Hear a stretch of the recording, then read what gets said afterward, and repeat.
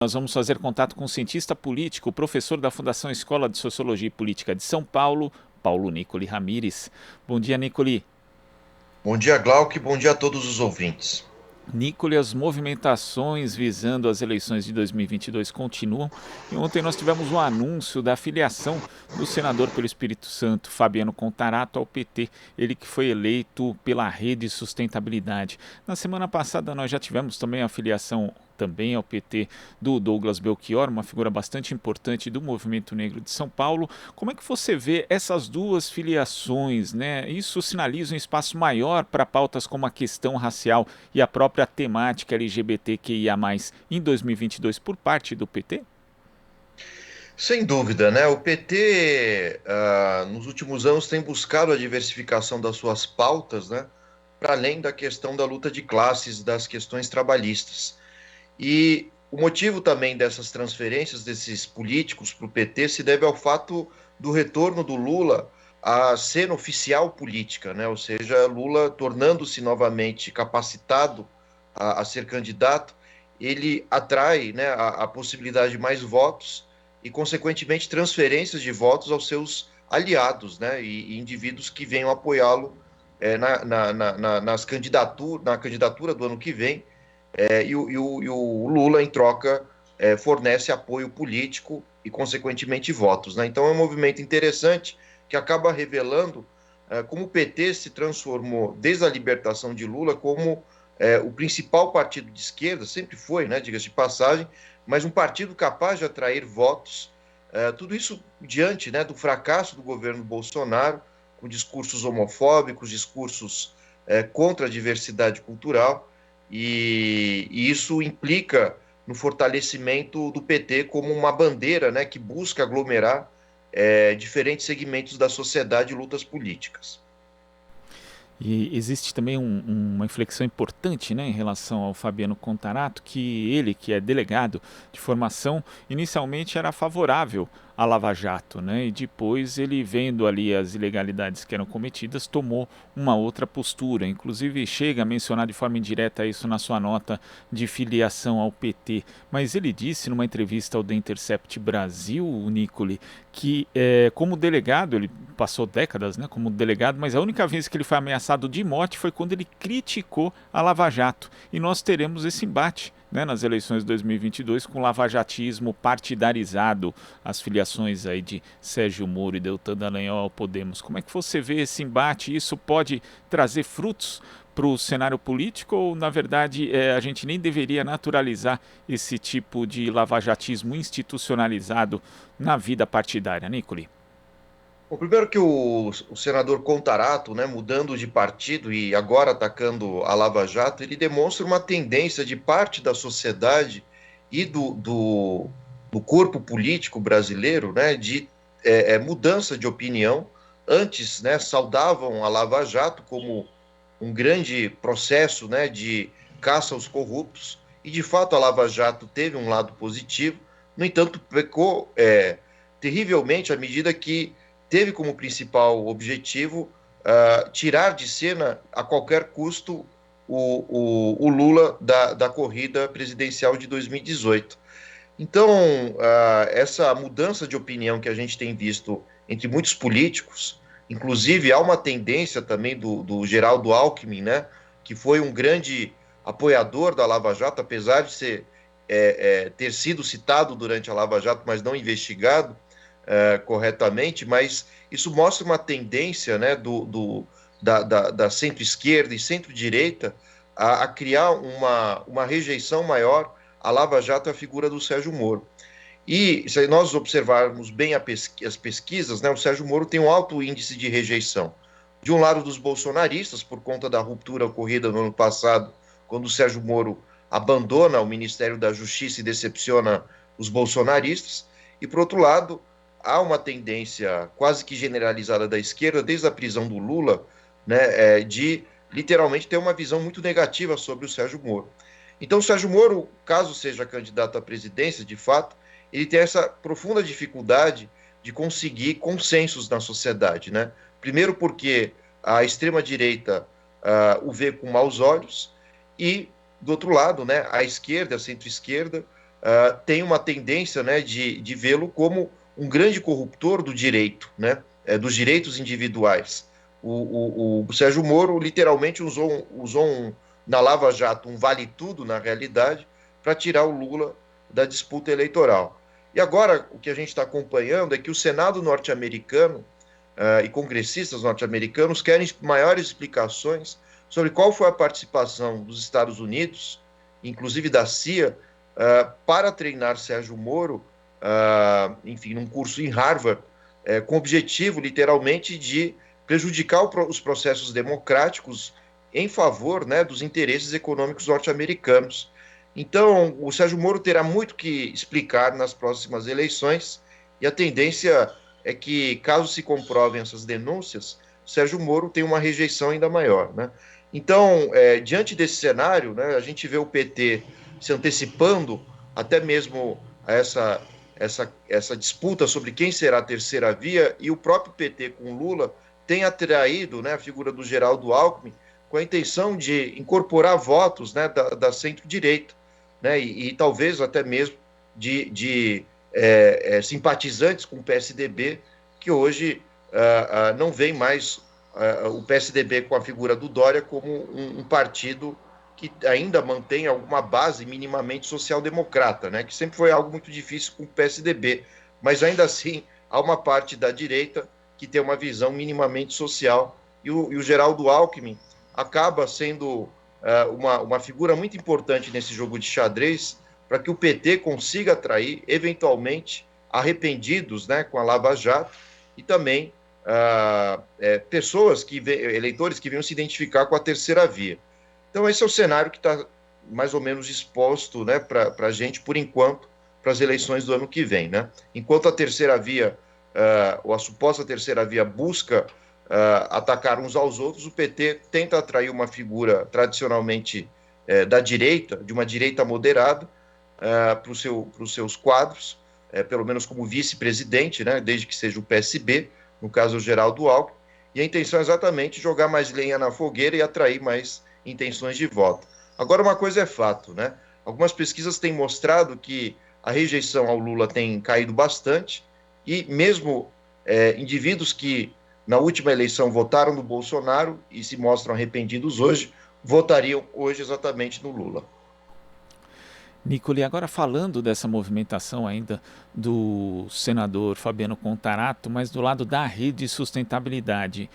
Em 2018, a Rede foi o segundo partido que mais elegeu senadores, foram 5, só perdeu para o MDB, que elegeu 7, mas agora só tem um, que é o senador Randolfo Rodrigues. Além do Contarato, também saíram Alessandro Vieira, que acabou indo para o Cidadania, Flávio Arnes e Stivelson Valentim, que foram para o Podemos. E mesmo a única deputada da legenda, Joânia Wapchana, já se cogita que ela possa também sair da legenda. Como é que você vê essa curta trajetória da Rede de Sustentabilidade, esse encolhimento desde que conseguiu o registro definitivo, ali em 2015, até agora? Por que esse partido não conseguiu se firmar no quadro brasileiro, Nicole?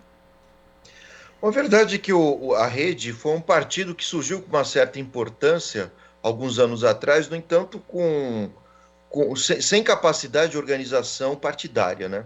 E o que isso significa? Significa que o PT, por exemplo, é um partido que é composto por intelectuais, professores universitários, há um corpo burocrático já formado, né, em gestão pública, entre outras atividades que já envolvem, né, enfim, ações e ocupações de cargos públicos. Né? Então, o PT já tem um know-how que torna esse partido mais organizado. E fora a experiência do PT em termos de governabilidade nesse país, né? Estados, municípios, inclusive a presidência.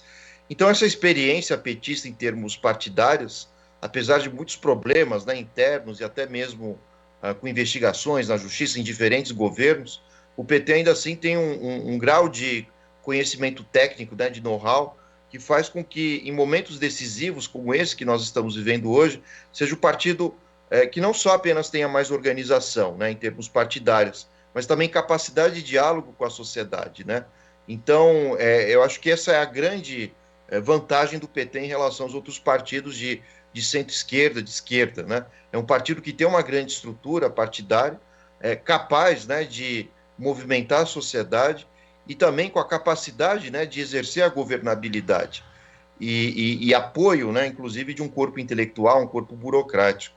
Já a Rede foi um partido que conseguiu eleger alguns bons caciques, alguns bons políticos, inclusive que saíram do PT e de outros partidos, mas o que faltou de fato foi uma organização capaz de transferir desses nomes, né, a sua competência política nas urnas, né, ou seja, nas decisões do eleitorado. Então, me parece que o PT já tem uma tradição, né, seguindo um pouco, enfim, do pensamento do Gramsci, né, de articulação com a sociedade civil. Né? Existem intelectuais orgânicos, intelectuais envolvendo inclusive artistas, né, que ligados ao PT conseguem sensibilizar muito mais o eleitorado. Então, a rede não conseguiu constituir esse movimento nos últimos anos. Né? A gente vê claramente a participação de um outro senador ou deputado em pautas importantes, mas falta ainda, né, um contato direto com o povo e uma comunicação mais forte com a sociedade, né, para além, né, do viés institucional no Congresso, na Câmara e no Senado. Então, essa é a grande dificuldade da rede. Né? É um partido importante, mas que não soube, né, fazer parte de um amplo discurso, né, perante a sociedade. E daí a dificuldade da rede se estabelecer com um partido forte. E o resultado disso é essa migração de muitos políticos importantes desse partido para o PT, por exemplo, né, que é o caso do Contarato, que ganhou muito destaque durante a CPI, né, diga-se de passagem, mas o que o Contarato, enfim, joga de fato no seu tabuleiro político é a ideia de que, próximo de Lula, a tendência é que ele consiga dar saltos maiores políticos. Assim como Alckmin, por exemplo, né, que hoje, muito próximo do PSB e muito provavelmente candidato à vice-presidência junto com Lula, a gente não pode esquecer que o Alckmin foi um político que na última eleição, campanha eleitoral, a presidência, ele praticamente entrou no ostracismo, né?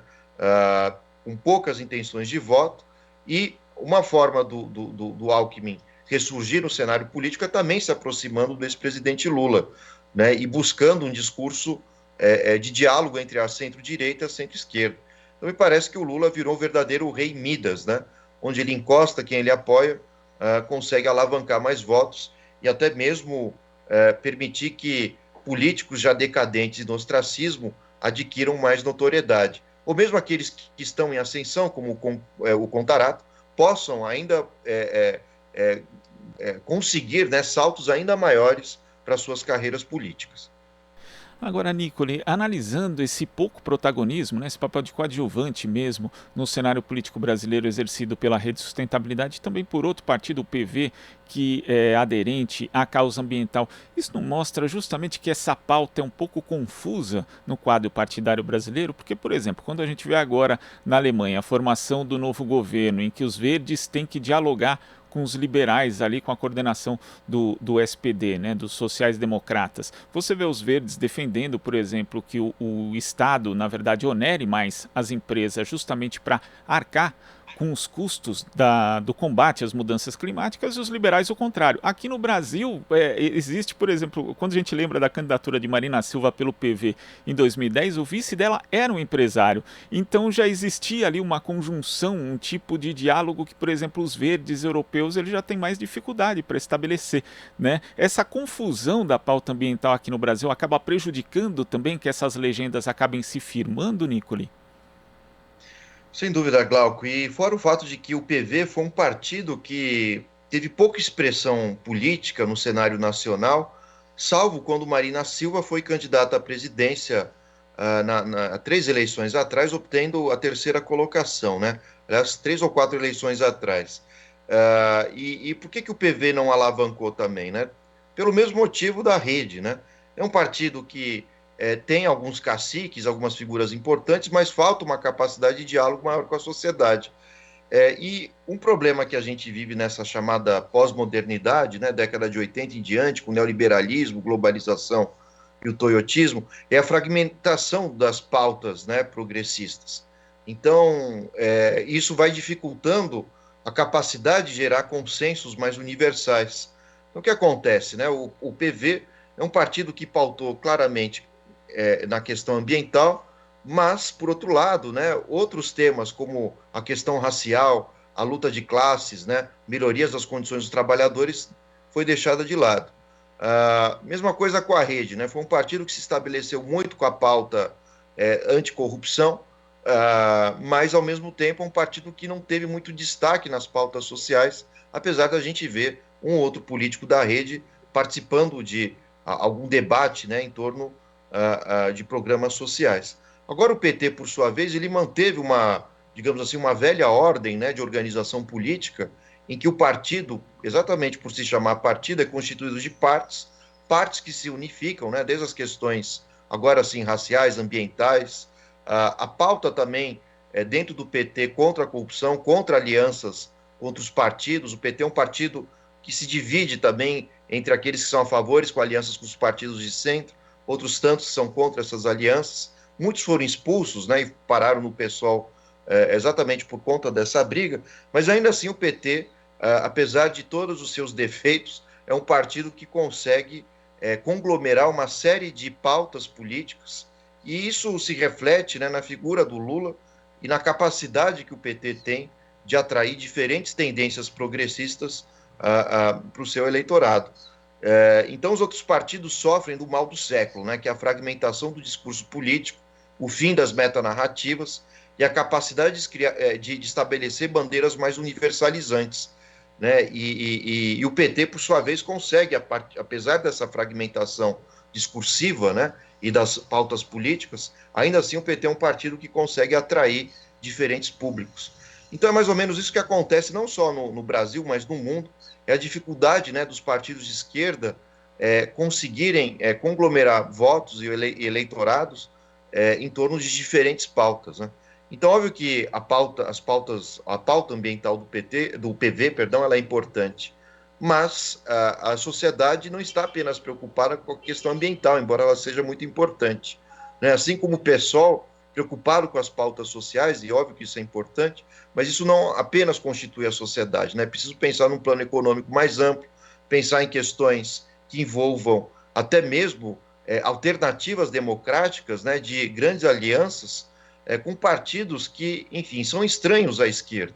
Afinal de contas, vivemos numa democracia e a democracia exige negociação, exige que muitas vezes, e é o que faz o PT abra mão de algumas lutas em nome de consensos maiores para que no futuro se busquem, enfim, progressos sociais, né? Então, é uma questão que a gente tem que parar para pensar, né? Uma via revolucionária, uma via democrática. Me parece que em pleno século XXI e depois do fracasso do socialismo real no final do século passado, o caminho mais plausível, né, para os partidos de esquerda são sempre as vias democráticas, os caminhos que buscam consensos e até mesmo diálogo com políticos, né, que são estranhos de fato, às pautas verdadeiramente de esquerda. Né? Então, isso é muito difícil, inclusive, para o eleitorado entender, principalmente o mais radical, o mais voltado, né, às pautas sociais, revolucionárias, mas me parece que em nenhum momento o PT buscou uma ruptura institucional. Em nenhum momento o PT buscou romper com as regras do jogo. Aceitou, inclusive, a prisão de Lula. Aceitou o que é, de fato, essa democracia, enfim, de alianças, né, com partidos políticos. E as regras são estas, né, dentro desse regime. E o PT soube se adaptar, gostemos ou não desse cenário, mas soube se adaptar às regras do jogo. Então, isso faz com que o PT se torne o partido de maior relevância para a esquerda. E os demais partidos progressistas, isso inclui a Rede, o PV, não conseguiram angariar esse tipo de posição política, e o resultado está aí, né? Ou seja, muitos candidatos abandonando esses partidos, e esses partidos, por sua vez, perdendo força no cenário nacional, apesar da relevância das suas pautas. Nicolai, eu queria agradecer a sua participação aqui no Jornal Brasil Atual. Até a próxima. Muito obrigado, Glauco, e bom final de ano a todos. Bom final de ano. Conversamos aqui com o cientista político e professor da Fundação Escola de Sociologia e Política de São Paulo, Paulo Nicoli Ramires. Você está ouvindo Jornal Brasil Atual. As notícias que os outros não dão.